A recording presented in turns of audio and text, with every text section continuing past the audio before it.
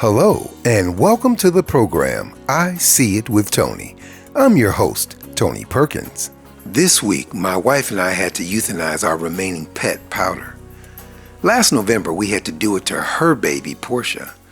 Portia was 17 going on 18, and Powder was 16 going on 17. We were still feeling the pinch from that ordeal, the one where we had to put Portia down, and then we were confronted with a similar situation with Powder. TP, Talcum Powder Perkins. My wife used to say that Powder was my cat because he would follow me around like a devoted dog. He would also look out and call for me when I was gone, and I was just about the only person who could lift and whom he would allow to hold him. When I was home, I couldn't move for him. He was my son, and he didn't mind letting me and the world know it.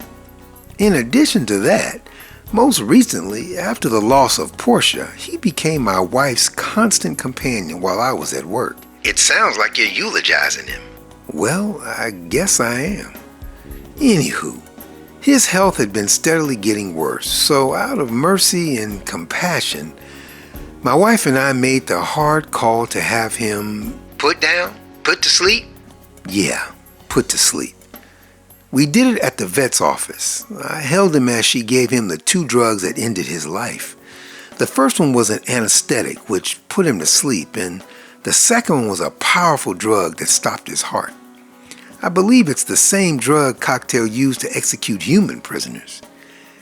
It was eerie and a little discomforting to watch the process, as well as being a part of it. After all, wasn't I the one holding him in my arms as he breathed his last breath? And that animation that we know to be the breath of life slowly left his body? It was one thing to watch him close his eyes and drift off into a deep sleep. It was another to watch the life slowly drain from his body. Oh, but I can tell you're going somewhere with this. So, that whole situation made me more keenly aware of what happened in Orlando, Florida 2 weeks ago, when a crazy man, a man hyped up on sin, entered that nightclub and began killing people. I thought of the horror and panic people must have felt as they watched people die, as they witnessed individuals taking their last breaths, and the animation that we call life slowly, and in some cases violently, leave their bodies. I further developed a deeper understanding of how close to death all of us are. How in a moment, in an instant, in half of a blink of an eye, one can be here and then gone. When my wife and I first walked into the vet, we were both kinda hoping that she would take a look at Powder, then tell us, oh no, he's got some more life left in him. Here's a magic pill. Give it to him and he'll miraculously recover from the effects of sin, age, poor health, grief from the loss of a lifelong companion, Portia. You know, the stuff we all go through on a daily basis. We both were kinda hoping, but mostly praying that we would be turning around and taking our beloved son back home and that everything would be fine.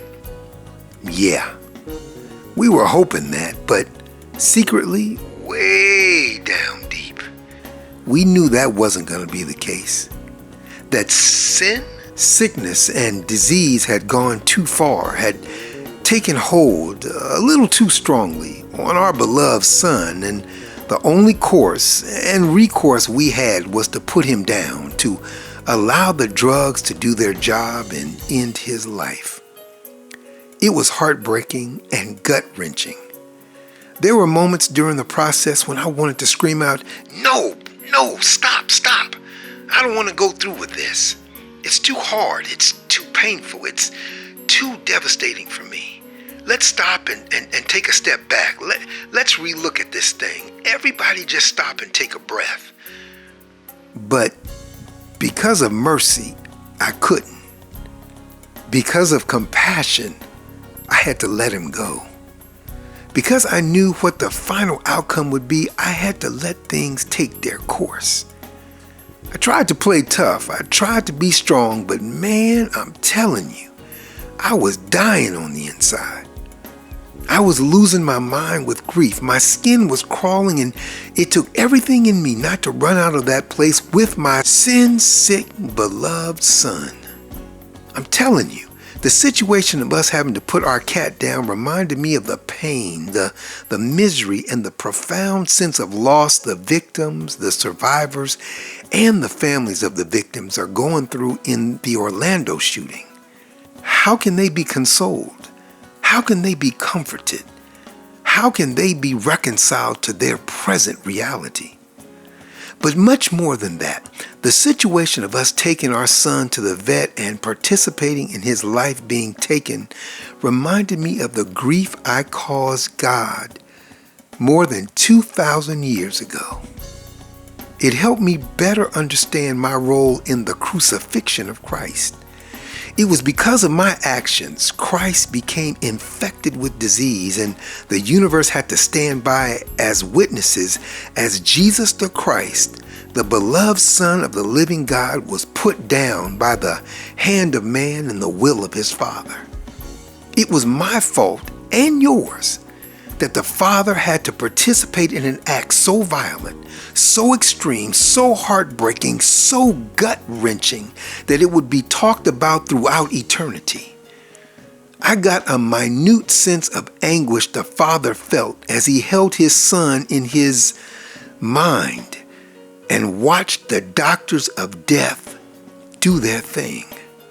I better understood the inner turmoil and ambivalence the Father may have felt as he watched his son draw his last breath and the animation we call life slowly leave his body. I was finally able to get my mind around these things called compassion and mercy. For God so loved the world that he gave up his only begotten Son to the doctors of death and allowed them to put him, his beloved Son, down like a dog in a kennel. That whosoever takes the time to really see what happened, to really investigate the crime, to really confront the massacre and the madman who did it, and turn away from that homicidal mass murdering maniac, and believe in and on Christ, completely surrendering themselves to the true and living God, shall not have to worry about the second final death, but will have eternal life, but will live eternally for as long as God is alive. Behold, what manner of love the Father hath bestowed upon us, that we are not taken to the universe's vet, professionally known as justice, and put down like the dogs we can be and deserve, but instead that we should be called the sons of God. Lord, why you love me, I'll never know, but I do appreciate it, and you. Why don't you talk to God and see if he'll impress upon you the sacrifice he made so you could walk out of Justice's office with a clean bill of health? This has been the program I See It with Tony, and I'm Tonye Perkins, your host. Tell you what, why not meet me at perksplace.net and we can talk some more? Let me tell you, there's always something going on at Perks Place, so why don't you check us out? Look for me. I've saved you a spot. That's perksplace.net. Until then, to the best of your ability, take care, and God willing, we'll talk later.